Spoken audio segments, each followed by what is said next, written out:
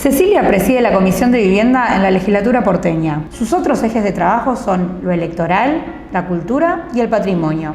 En Mujeres que Transforman, un podcast de la Coalición Cívica, hoy hablamos de planificación urbana. Si recorremos tu trabajo legislativo, observamos que a lo largo del camino venís trabajando planeamiento urbano y además presidís la Comisión de Vivienda. En ese marco te quiero preguntar, ¿por qué alguien que vive en un barrio vulnerable puede pensar que lo que se llama la ciudad de 15 minutos le impacta de manera positiva? ¿Cómo lo ves vos?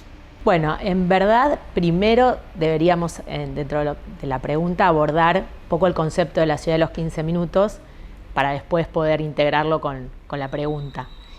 La ciudad de los 15 minutos viene a generar un cambio en el paradigma sobre cómo se piensa la ciudad. Es decir, la ciudad del siglo XX o del siglo XIX tuvo como protagonista el automóvil y de allí que básicamente la ciudad se pensó en zonas, zona comercial, zona residencial, zona céntrica, en otras incluso está la zona de las universidades. Bueno, ello justamente con el crecimiento desmedido que tuvo el automóvil y el impacto sobre todo justamente en las condiciones ambientales, hizo que hace unos años se pensara en un cambio de paradigma y ciudad de los 15 minutos la denominó o se le adjudica a Carlos Moreno, un asesor colombiano de la alcaldesa de París, que es el que la empieza a desarrollar. Entonces, ¿por qué decimos que es un cambio en la visión sobre la planificación de las ciudades? Porque piensa a la ciudad en una clave de peatonalización, donde el automóvil, digamos, se corre del eje de protagonismo para pasar a ser el hombre quien está en el eje de la planificación. Entonces, ¿por qué 15 minutos? Porque lo que se busca en esta forma nueva de mirar la ciudad es que tanto las necesidades de educación, esparcimiento, comercio, salud, estén a no más de 15 minutos a pie o en bicicleta de cualquier persona y en cualquier barrio. Entonces, ¿por qué te decía la necesidad de hablar primero del concepto de la ciudad de los 15 minutos y después unirla a los barrios vulnerables? Porque en realidad en los barrios vulnerables la trama en sí, la trama digamos justamente no urbana, sino la trama informal del barrio, tiende a la peatonalización. Es justamente con la reurbanización, cuando se hacen las aperturas de calle, está la posibilidad del tránsito de vehículos, de transporte público, pero en realidad el uso informal, digamos, o mejor dicho, la creación de los barrios vulnerables llevó a que la peatonalización sea la forma de interrelación principal. Entonces, las relaciones de vecindad, las relaciones justamente de trabajo y de relacionarse dentro de los barrios vulnerables, tiene características que son propias de lo que ahora conocemos como la ciudad de los 15 minutos. Y de hecho, cuando se ingresa con los planes de urbanización, lo que se busca es respetar estas formas de socialización identitarias de los barrios vulnerables y sumarle justamente aquellas necesidades que no estaban en los barrios como salud, educación y de hecho, si te fijas, en el barrio 31, el barrio Mujica, el Ministerio de Educación se crea a partir justamente de la ley que define la urbanización del barrio, se acompaña con la creación del Ministerio de Educación allí y por supuesto en todos los barrios que se han urbanizado se contempló las necesidades de los ESAC y por lo menos en las cercanías que estén la disponibilidad de vacantes, o sea, todo aquello que de por sí no estaba en los barrios se incorporó y con la ley de integración productiva que se sancionó el año pasado, también se buscó que todo lo que tenía que ver con el desarrollo del trabajo y el comercio sea acompañado desde el Estado con políticas de incentivos a la erradicación de nuevos emprendimientos comerciales y nuevas fuentes de trabajo para las personas que habitan los barrios. Fuiste diciendo algo al paso que me parece súper interesante, que es, bueno, la migración cada vez de las ciudades, del interior a las grandes ciudades, va generando un nuevo paradigma. Y con todo esto empezamos a hablar de la superpoblación.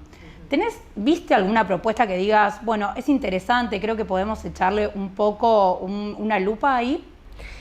Mirá, como vos decís, el crecimiento poblacional en las ciudades es una tendencia mundial y una tendencia en ascenso en los últimos 50 años. Y no se prevé que justamente eso vaya a disminuir, sino todo lo contrario. Entonces, nosotros en la Ciudad de Buenos Aires en el año 2018 modificamos el código urbanístico por distintas cantidades de necesidades que tenía, una nueva mirada sobre el código urbanístico después de más de 40 años que no se había hecho una revisión profunda, y en esa revisión que se hizo, una de las medidas que se adoptó y que incluso fue muy criticada, pero que se entiende a partir de hablar del crecimiento poblacional de las ciudades, es lo que se conoce como densificación. Es decir, se le sumaron metros cuadrados con potencial de ser construidos en esta modificación. Te doy un ejemplo, las esquinas de la Ciudad de Buenos Aires, si te detenés a mirarlas, son todas bajas, o sea, no hay edificios en altura en las esquinas.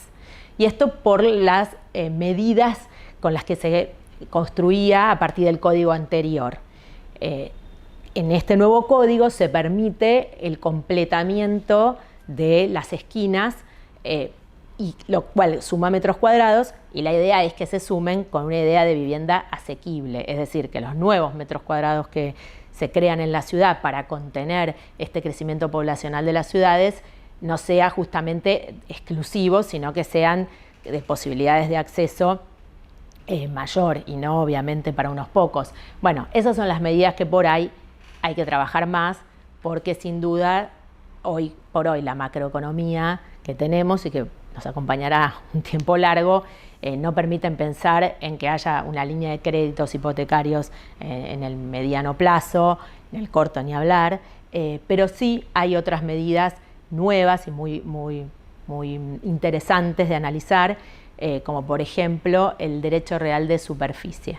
Es un nombre súper técnico, muy jurídico, pero se trata de pensar en el acceso a la vivienda no ya desde el título de propiedad o el alquiler, sino es podríamos llamarle un intermedio. Es decir, vos podés pensar en acceder a una vivienda por un largo plazo. El Código Civil lo contempla, no es que estamos haciendo una innovación difícil de contemplar, sino que en el Código Civil en el año 2015, cuando se reforma, ya se introduce este nuevo derecho real, que es que vos podés disponer de la superficie, pero no así de lo que se llama la nuda propiedad.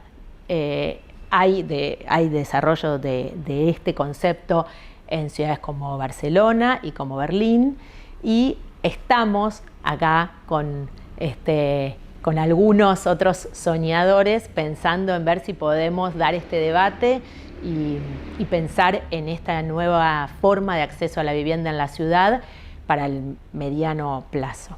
Súper interesante, y sin duda vamos a tener más información a lo largo del tiempo. Pero te corro un cachito de todo lo que es planificación urbana y te hago una pregunta que tiene que ver más que con lo político y lo personal. A lo largo de tu vida seguramente habrás pasado por muchas situaciones. ¿Tuviste algún punto de inflexión? Y sobre eso, ¿qué aprendizaje te trajo?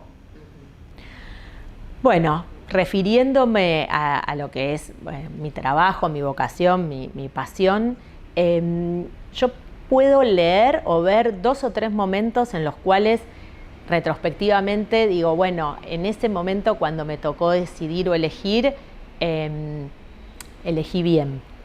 Y son 2 o 3 situaciones en las cuales tenía la posibilidad de elegir por la razón, o si querés por la conveniencia de determinadas características de lo que se me planteaba, y sin embargo opté por lo que sentía. Dije, yo quiero estar ahí o es por ahí, aunque otros me digan que no pareciera ser la mejor decisión que estoy tomando. Y Y esas 2 o 3 situaciones, cuando las veo, digo, bueno, la verdad es que lo que me enseñan es que ante la duda entre la razón y el corazón, yo creo que la apuesta es siempre por ahí, por lo que uno siente. Y no tanto por lo que uno piensa que debe hacer, sino por lo que uno siente que debe hacer. La razón de lo correcto ya está impuesta en la historia de uno, ¿no? Uh-huh. Sí. Así que bueno, gracias Ceci por acompañarnos en este ciclo. Gracias, Romy. Hablamos de lo que nos pasa, lo que nos interesa, lo que nos molesta o lo que nadie sabe. Hablamos de todo. Mujeres que transforman, un podcast de la Coalición Cívica que recorre las diferentes realidades que atraviesan miles de mujeres en la vida cotidiana.